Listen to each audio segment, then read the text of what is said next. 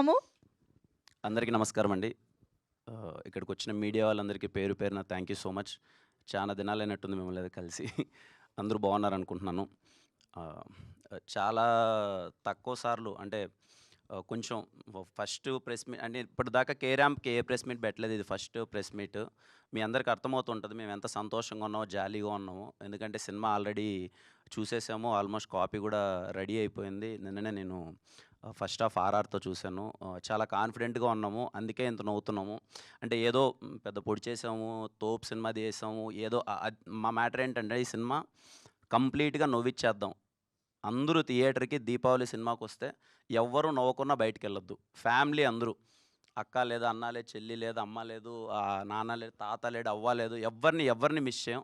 ప్రతి ఒక్కరు థియేటర్‌కొచ్చి అందరూ నవ్వుకోవాలి అనే ఒక ఉద్దేశ్యంతో తీసిన సినిమా. మేము చూసాము. మేమందరం కాన్ఫిడెంట్‌గా ఉన్నాం. ఎందుకంటే ఇక్కడే మీకు స్టేజ్ మీద డిఫరెంట్ ఏజెస్ వాళ్ళు గాని, అందరూ మైండ్ సెట్ పీపుల్ అందరం చూసాం. అందరం నవ్వుతున్నాం, ఎంజాయ్ చేసాం కాబట్టి కాన్ఫిడెంట్‌గా ఉన్నాం. మా టీమ్ గురించి మాట్లాడాలంటే ముందుగా నేను ప్రొడక్షన్ గురించి స్టార్ట్ చేస్తానండి. రాజేష్ గారు sir thank you so much sir. చాలా సరదాగా అంటే ఎంత నవ్వుకుంటూ ఈ సినిమా చేశామంటే నాకెక్కడా తెలియలేదండి.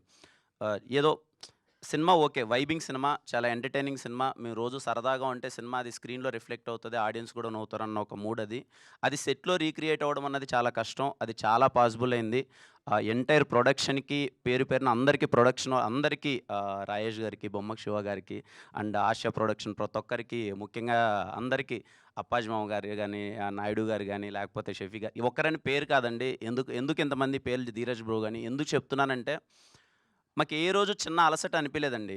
సరదాగా మేము సెట్‌లోకి రాగానే ఫస్ట్ మేము ఒక కాలేజ్ స్టూడెంట్ అయిపోయి మళ్ళీ నవ్వాలి, మేము అలా ఎంజాయ్ చేయాలంటే వైబ్‌ని వాళ్ళు క్రియేట్ చేశారు. నేను అందుకే వాళ్ళ పేర్లు చెప్తున్నాను. Thank you so much.